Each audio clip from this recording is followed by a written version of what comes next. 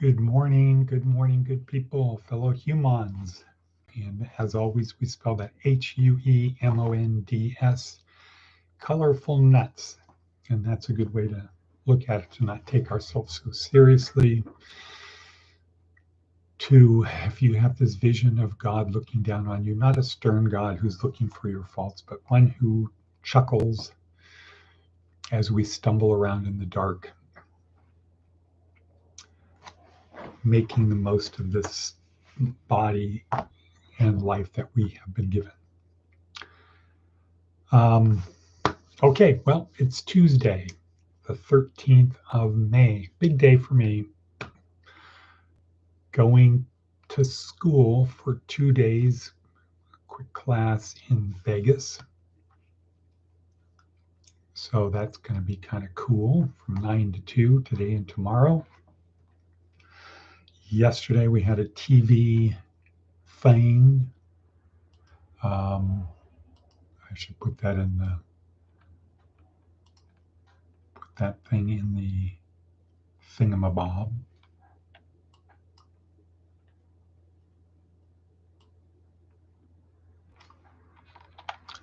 In our worksheet.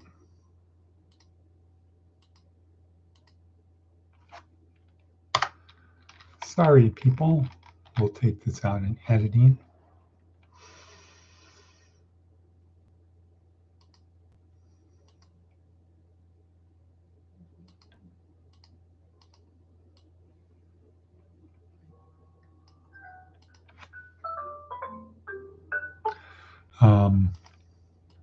Oops.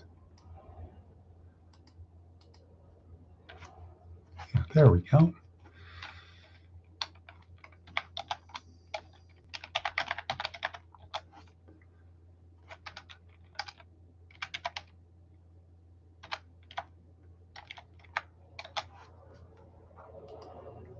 There we go. TV interview, 5/12/2025. Okay. So, yeah, about 2 minutes of wasted time. We'll get caught up. So, got a big show today. Today is day 2 in week 4. Week 4, day 2. This is about, now we've got all of the things in place. The journey is afoot. The adventure is afoot. We have our boat. We have our crew. We're out there on an adventure. And the thing is now, don't get diverted. Don't screw the pooch. Keep going. We call this leadership, even though it's actually power, a value neutral use of the word power. Power doesn't mean good or bad. It just means getting other people to do what you want. But we say leadership because other people take the word power and they put manipulation, force, etc. Versus just what do you do to get other people to do what you want. So there is this spectrum of, well, there's a couple spectrums. One is how you get people to do things through force and intimidation. The other one is motivation. But today, our focus is on the circumstances. So sometimes the outside world.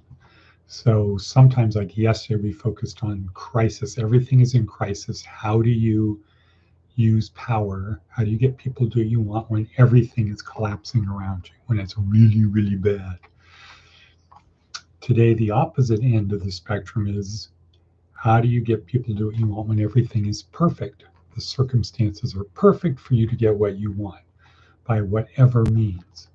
How do you not become corrupted in doing that? So that is a brief talk on Marcus Aurelius through Michael Sugra, RIP, one of the really smart guys. So we're going to talk about that. That's what today is about in our State Penn workbook. Not our Penn State workbook. This is the State Penn workbook.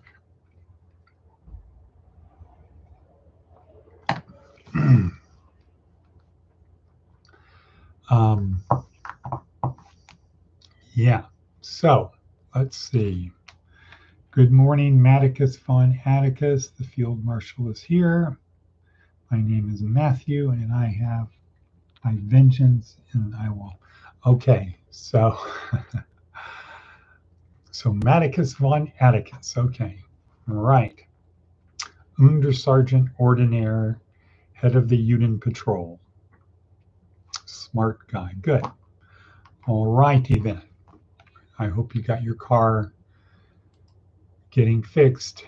You're going to have problems if you don't get that insurance claim in. All right, what else do we have? Advice from an 80-year-old. Become someone's hero. So if I say Matticus von Atticus, whose hero are you? Become someone's hero. How? Well, by doing heroic deeds. Like what? I don't know. It depends. You figure it out. Okay, that's the advice from an 80-year-old. Become someone's hero. Let's see. On other news, Darren Hardy. Yeah, a good talk about an American Herman. I'm thinking Warren starts with W. Norman. Is that it? American in the early 20th century, family went to Russia to build a Ford plant, parachute record, gets sideways with the communists, goes to prison, gulag, hard labor, and he survives and does incredible things. Because his stubbornness, he would not give up. Focus, North Star, they are not going to break me. I will do whatever. So that's Darren Hardy talking about willpower. Just don't give up. Have the courage of your convictions. It doesn't matter. Even if you spend 45 years toiling away like Sisyphus on the rock, even if you do that, that 45 years is nothing compared to eternity. All right. So,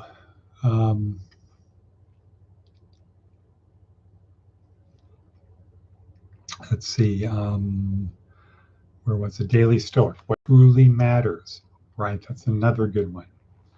Ryan Holiday talking about the things that truly matter are like doing the right things, doing the right thing. Jordan Peterson, framed from the context of women, looking at men doing things for women, Adam and Eve. Again, having the courage of your convictions to do the right thing. Don't make excuses. Step up, take responsibility. So that's kind of the general theme. But our theme today is pure versus crisis leadership. Pure versus crisis leadership.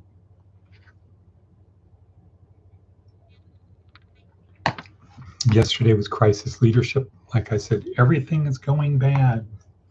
Now is the time to panic. Pure leadership. Blue skies, beautiful days.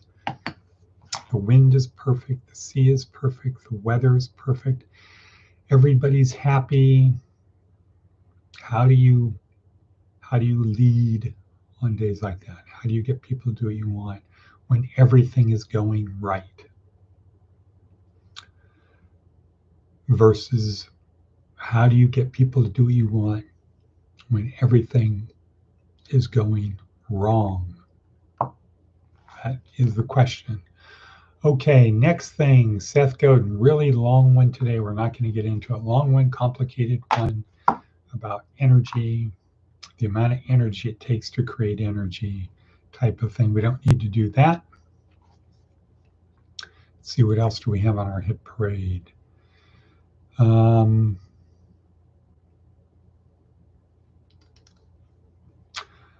Let's see. Oh, yeah, there's a clip for the interview, TV interview that we had yesterday at our local TV station where we had 5 churches, I think, 5 people there to support the cause. Most of them were just standing around. Unfortunately, and I don't mean that as a negative, the fact that they showed up is what made it.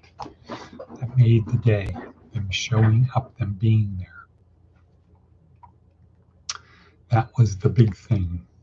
Unity, solidarity. Now we need to take that one step further, because there is an opportunity to actually help the people who are in need of help. That one yesterday.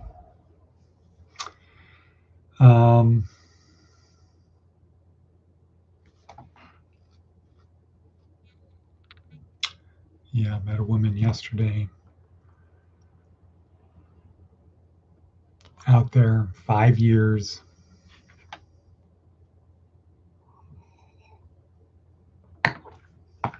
Toiling away on her own. Very, very sad.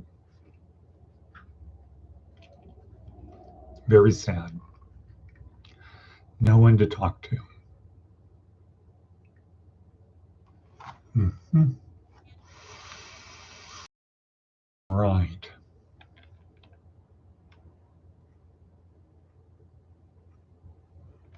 Mm-hmm. Don't even know that she has Medicaid.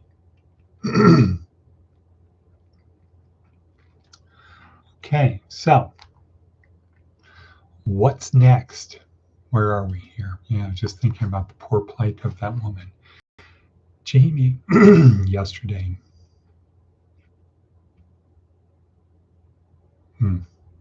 Very sad. Very, very sad. Maybe I can put a picture of how she lives.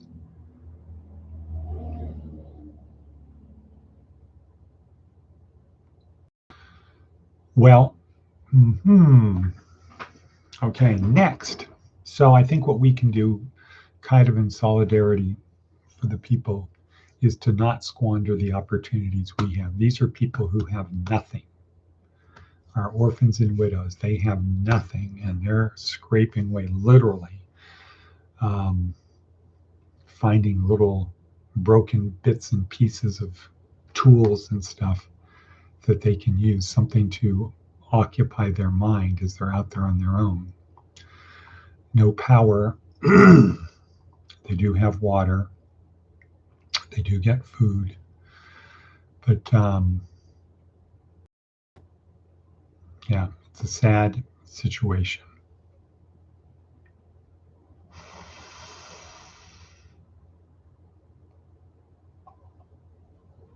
And what?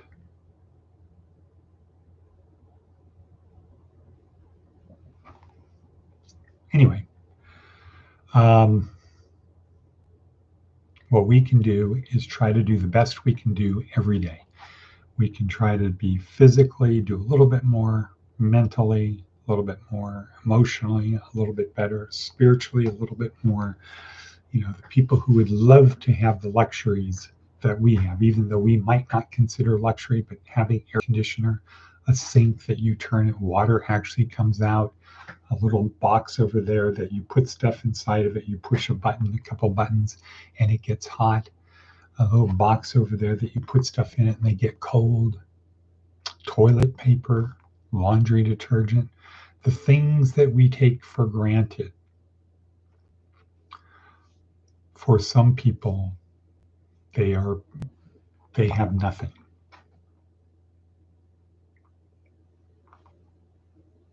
So let's not squander the gifts we have been given, the things that we have access to. Let's honor those luxuries and try to do just a little bit more physically every day.